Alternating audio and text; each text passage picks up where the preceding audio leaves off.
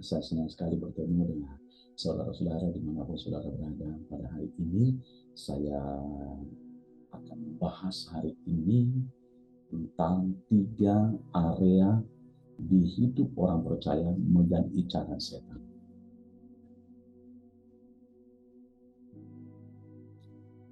Di dalam kehidupan orang percaya bukan menjadi rahasia lagi dalam setiap kehidupan orang percaya. Kenapa? Karena setan berusaha mencari, bahkan menemukan untuk menjatuhkan setiap umat manusia, bahkan terlebih orang-orang yang setia, bahkan yang tidak setia kepada Yesus. Dia mencari bagaimana cara supaya orang jatuh ke dalam dosa, bagaimana orang supaya bisa meninggalkan Tuhan.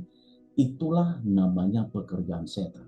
Nah, apa saja area incaran setan dalam kehidupan orang percaya? Yang pertama, hati seseorang.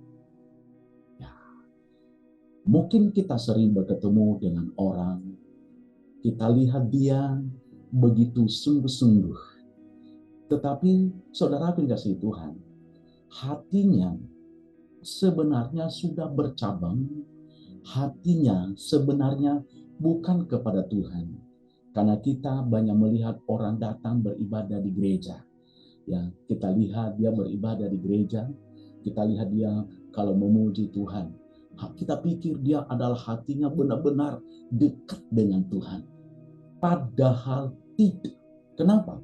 Karena dia tidak pernah fokus mempersembahkan hatinya untuk mencari Tuhan. Makanya kata firman Tuhan di dalam Amsal pasal 4 ayat 23, jagalah hatimu dengan segala kewaspadaan, karena dari situlah terpancar kehidupan. Hati kita harus kita jaga dengan baik-baik. Jangan sampai hati kita menyimpang. Jangan sampai hati kita fokus pada isi dunia ini. Jangan sampai hati kita fokus melihat hal-hal yang lahiriah. Jangan sampai hati kita, saudara dikasihi Tuhan, hanya melihat apa yang terjadi di sekitar kita. Ya. Makanya saya ingatkan pada saat ini, yang menjadi incaran setan adalah yang pertama adalah hati seseorang. Itulah area yang pertama yang dihancurkan oleh setan, supaya hatinya membatu, hatinya keras, sehingga dia tidak mau cari Tuhan lagi, hatinya kecewa, hatinya iri. Ini dipakai oleh setan untuk menghancurkan kehidupan orang percaya, untuk menghancurkan keluarga orang percaya, untuk menghancurkan anak-anak muda, supaya hatinya membatu, supaya dia tinggalkan Yesus, supaya jangan dia membaca firman Tuhan lagi, dipakai oleh setan hati itu. Makanya kata firman Allah tadi, jagalah hatimu dengan segala kewaspadaan, karena dari situlah terpancar kehidupan. Yang kedua yang perlu saya sampaikan kepada kita adalah, apa saja area incaran setan dalam kehidupan orang percaya. Yang kedua adalah seseorang mengalami kekhawatiran yang berlebihan. Banyak akhir-akhir ini meragukan kasih Tuhan. Dan mereka melihat bahwa apa yang Tuhan perbuat dari mereka kepada mereka adalah masih berkurang. Padahal Tuhan sudah menyediakan segala-galanya bagi kita. Padahal Tuhan sudah menyediakan apa yang kita butuhkan. Bahkan dia memberikan kesehatan bagi kita, dia memberikan kekuatan bagi kita, dia memberikan apa yang kita butuhkan dari hari ke hari, dia menolong kita ketika kita berada dalam kesesakan. Tetapi saudaraku yang dikasih oleh Tuhan, masih banyak orang yang mengalami kekhawatiran. Khawatir hari esok, khawatir masa depan anak-anaknya, khawatir saudaraku bagaimana nanti usahanya, apakah diberkati oleh Tuhan.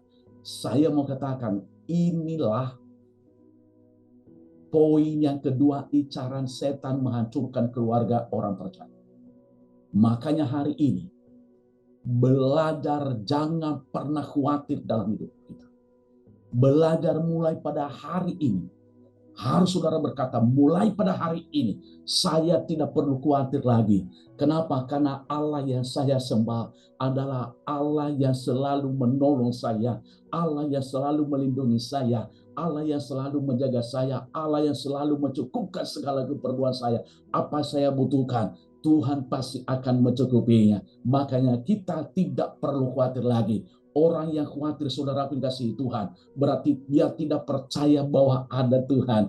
Orang yang khawatir, saudara kasih Tuhan, dia meragukan selalu kebaikan Tuhan. Makanya hari ini, kalau seorang bapak rumah tangga, jangan ragu, jangan pernah khawatir. Kalau seorang ibu rumah tangga, jangan pernah khawatir lagi. Kalau seorang anak muda, bagaimana masa depan saya? Saya yang pidato, saya mau katakan, masa depanmu ada di dalam genggaman tangan Tuhan. Asalkan saudara tidak pernah akan khawatir. Yang ketiga, saudara dikasih waktu yang perlu saya sampaikan kepada kita. Yang ketiga, poin yang ketiga adalah, yaitu apa saja incaran setan untuk menghancurkan orang percaya. Yaitu cara yang ketiga adalah, yaitu ketika seseorang mengalami pola pikir yang salah. Kenapa? Pola pikir yang salah adalah bagaimana segala sesuatu untuk saya seperti orang dunia. Bagaimana saya bisa menjatuhkan orang lain. Bagaimana saya biar cepat kaya dengan jalan pintas. Itu pola pikir yang salah. Banyak orang percaya memiliki pola pikir yang salah. Ngapain gua mengampuni dia? Ya, ngapain saya berdoa? Ngapain saya lagi terus, kalau dia seorang suami, ngapain saya terus cinta istri saya? Ya, kalau dia seorang anak muda, ngapain lagi saya menghormati orang tua saya saat diperlakukan kasar? Pola pikir yang salah, saudara kasih Tuhan. Banyak jemaat Tuhan akhir-akhir ini menghina. Ya, yang sudah berlelah menyampaikan firman Tuhan. Banyak anak-anak Tuhan akhirnya mengaku anak Tuhan. Dia hina Yesus, dia tinggalkan Yesus. Saya mau katakan, inilah incaran setan, yaitu pola pikir yang salah. Pola pikir orang dunia, saudara dikasih oleh Tuhan. Pola pikir bagaimana caranya saya bisa menghancurkan orang lain. Bagaimana caranya supaya orang lain hancur dari segala macam. Tapi saya ingatkan pada hari ini, sebagai hamba Tuhan, jangan pernah lupa bahwa harus kita tinggalkan ketiga pola pikir ini, saudara dikasih Tuhan. Kalau kita tidak menjadi incaran setan. Ya. Kalau kita tidak menjadi incaran setan. Untuk itu, biarlah kebenaran firman Tuhan malam ini menjadi berkat bagi kita. Makanya jangan lupa saudara dikasih Tuhan, like YouTube saya, subscribe YouTube saya, dan share supaya menjadi berkat bagi banyak orang, sehingga yang lemah dikuatkan, yang sedang mengalami masalah, mereka dipulihkan kembali, dan mereka bangkit, sehingga mereka tidak menjadi incaran setan.